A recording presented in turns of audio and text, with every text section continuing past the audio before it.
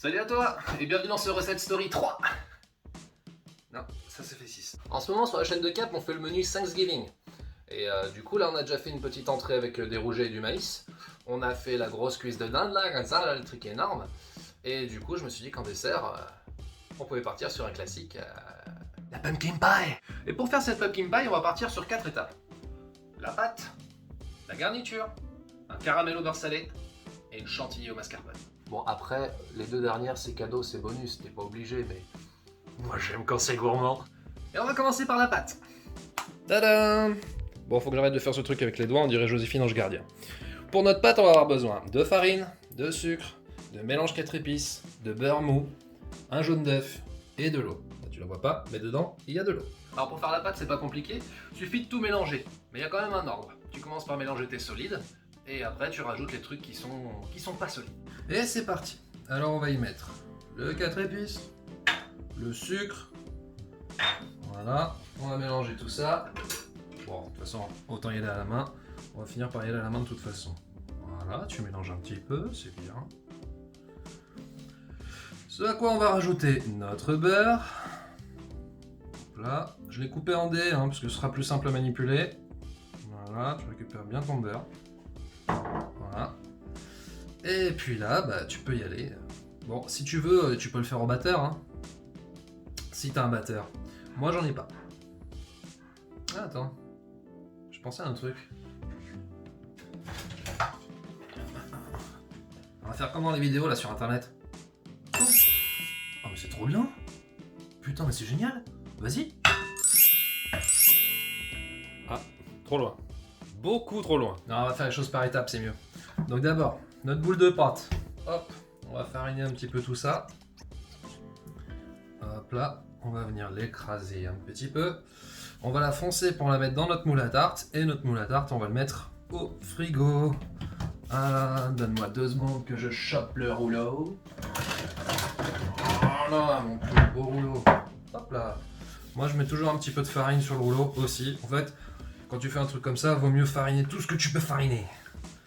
Comme ça, t'es sûr que jamais ça n'accroche.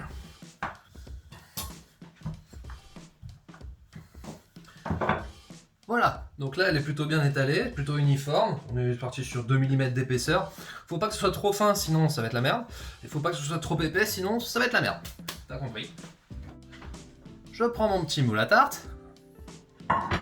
Et avec un petit peu de beurre, on va venir mettre du beurre sur tout le moule. On appelle ça chemiser, ma gueule. Et ouais.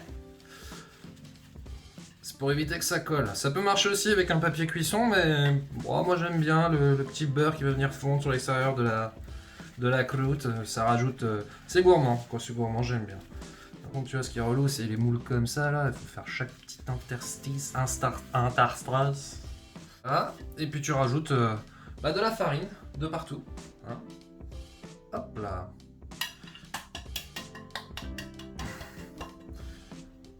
Tu vas voir que ta farine elle accroche à tous les endroits où tu as mis du beurre. Et là où tu n'en as pas mis, et ben t'en remets. Je pense être pas trop mal. Ouais. Hop là. On va venir y déposer notre pâte par-dessus. Et ce qu'on va faire, c'est ce qu'on appelle foncer la pâte. En gros, prendre la forme du moule. Pas plus compliqué que ça. Voilà, notre tarte est foncée. Maintenant, avec une petite spatule, on va venir couper les rebords gentiment. Voilà. Voilà, les rebords sont découpés. Et puis, l'excédent de pâte, tu la manges. T'as jamais 8 ans. Et on fait les classiques petits trous à la fourchette. Bam, bam, bam, bam, bam. Bam, bam, bam, bam, bam, bam, bam, bam. Voilà. Le but du jeu, c'est pas de transpercer la pâte avec ta fourchette, c'est de faire des petits trous en surface, c'est pour pas qu'elle gonfle à la cuisson. Allez, on met ça au frigo. Bon, on la met au frigo, on va dire une petite heure. En fait, c'est le temps que ta pâte elle durcisse, parce que sinon à la cuisson, elle va faire... Et alors là, tes rebords, tu peux leur dire au revoir. Et du coup, on va passer à la garniture. Mais avant de continuer, je voudrais faire un gros poutou à Yanis Boutadjine, un ami à moi qui m'a permis d'avoir notre propre musique sur la chaîne de Cap. ce qui va nous éviter des problèmes de droit d'auteur avec Machine Gun Kelly et Sunreal. Donc merci à lui de nous fournir cette petite ambiance cosy, jazzy, lofi, hip-hop radio. Hein, ma petite canaille, ma petite gougère. Allez, recentrons-nous. On va partir sur cette fameuse garniture. Pour ça, on va avoir besoin. Voilà. Bon, c'est pas forcément mieux, mais ça fait moins Joséphine. Alors, on va avoir besoin de courges. Pas tout, hein. Je vais prendre que 500 grammes. C'est juste pour la vidéo, pour que ça fasse joli. Du lait, qu'on va tiédir. De la cassonade, du sucre, encore du 4 épices et toujours. Un peu de fécule et 3 œufs. Alors, j'ai mis mon lait à tiédir gentiment. Et là, maintenant, je vais m'occuper de la courge. Donc, je vais récupérer 500 grammes de chair de courge. Ici, on a pris du potiron. Et comment qu'on va pouvoir cuire ça en vapeur? Je me pose bien la question. Ou alors, il est revenu, c'est le Baby Cook. Oh Baby Cook, je peux toujours compter sur toi. Ah, le Baby Cook, c'est mon champion, ça. Donc maintenant, on va mélanger tout ce qui est sec. Donc le sucre, les épices et des tas de bonnes choses. Et on va rajouter à ça notre chair de courge, préalablement mixée grâce à notre Baby Cook. Et d'autre part, on va battre les œufs avec le lait. On rassemble tout et puis on verse tout dans la pâte. Bah voilà. Donc voilà, là j'ai mes 500 grammes de courge. Les petits trucs là, on peut les laisser, hein, parce que vu qu'on va réduire tout ça en bouillie, ça reste très bon. Ce qu'il faut, c'est éviter de laisser des pépins. Faites attention hein, quand vous enlevez la peau de la courge. Elle est trop dure pour le faire à l'économe, donc il faut y aller au couteau. Essayez de raser au maximum, comme ça tu vois, tu gardes toute la chair pour toi. J'ai mon pompon qui frotte ma courge. Je pensais pas dire ça un jour. Voilà, on va couper tout ça en petits cubes pour que ça rentre dans le Baby Cook. Oh, le boucher des courges. Alors si vous n'avez pas de Baby Cook à la maison, bah tant pis pour vous. Non, sans déconner, si vous n'avez pas de Baby Cook, vous pouvez juste la cuire bah, soit à la vapeur si vous avez un four vapeur, ou alors tu t'emmerdes et puis tu fais un petit bain-marie là que tu mets en dessous pour faire de ton four normal un four vapeur, ou alors tout simplement bah, la casserole. Hein. Et ouais, de la casserole, de l'eau, et puis c'est bien. Hein. Voilà, on va mettre tout ça dans le petit panier du Baby Cook. Pour ceux qui se posent la question, non, je ne suis pas sponsorisé par la marque de mon Baby Cook. N'importe quelle marque aurait fait très bien l'affaire, mais il faut reconnaître que le Baby Cook de Béaba est un très bon Baby Cook.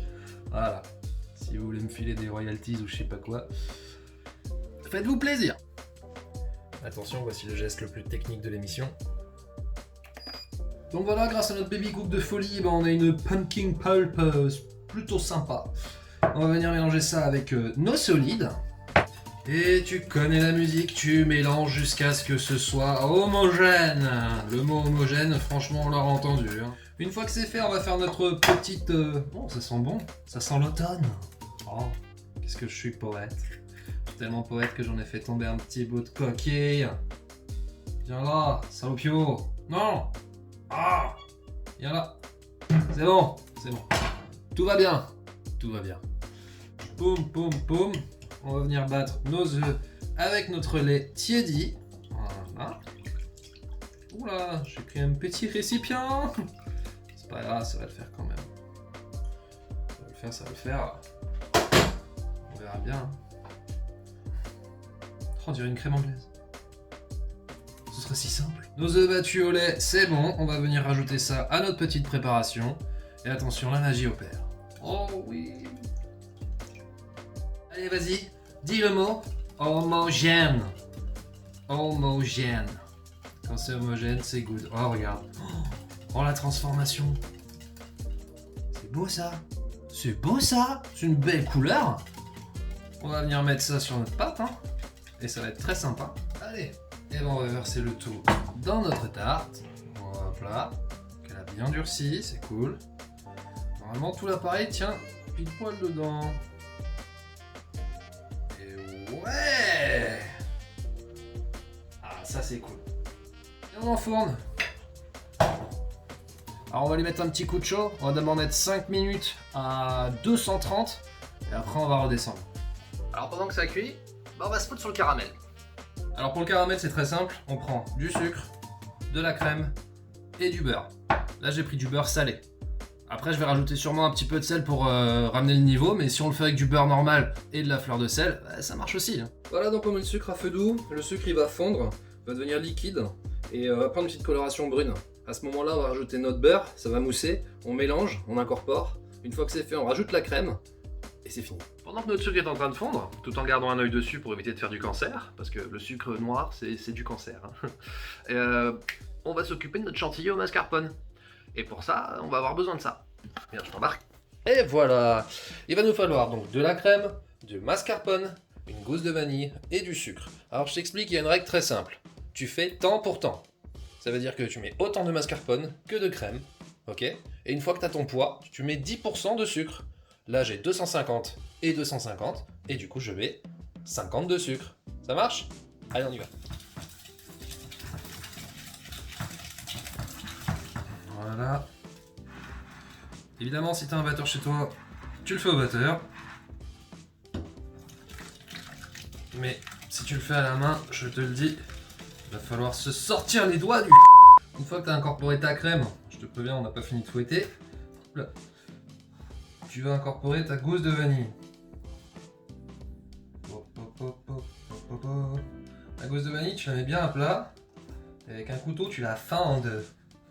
Une fois qu'elle est fondue, hop, tu peux venir gratter tous les petits grains noirs qui vont venir parfumer ta crème. Oui, oui, oui.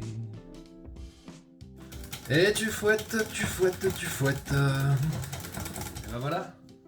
Tu vois, à force, là on est pas mal. Quand ta chantilly elle est bien, tu peux faire ça. Et ça coule pas. Si t'es chaud, tu fais ça. Et ça tombe pas. Voilà, là elle est bien. On va retourner voir le caramel. Alors là, notre sucre, il a bien fondu. Hein, tu vois la couleur ? Un beau caramel. Du coup, on va venir y mettre le beurre. Hop là. Ça mousse. Hein. Ça va mousser, c'est vert. Et tu vas venir fouetter tout ça.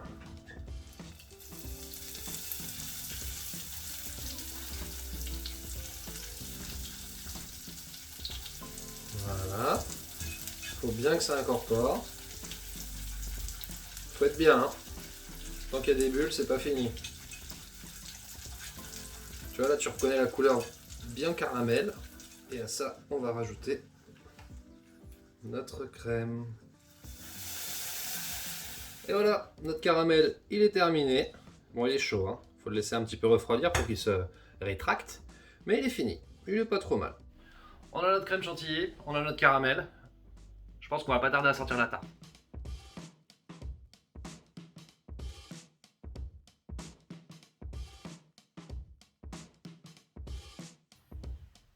Voilà une belle tarte à la citrouille. Ah, je suis content. Bon, tu vois les petites aspérités là ?